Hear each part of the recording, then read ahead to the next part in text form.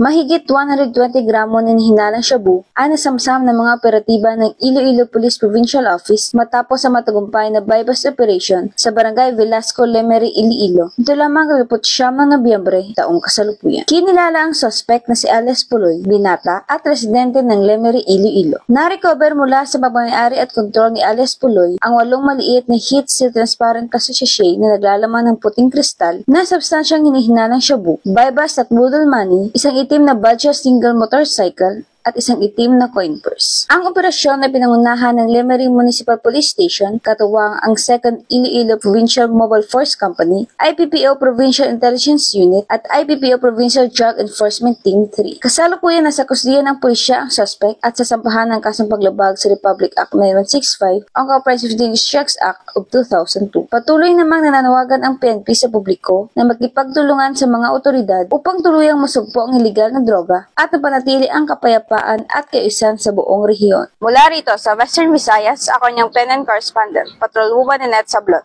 alagad ng batas taga-taguyod ng Balitang Pulis.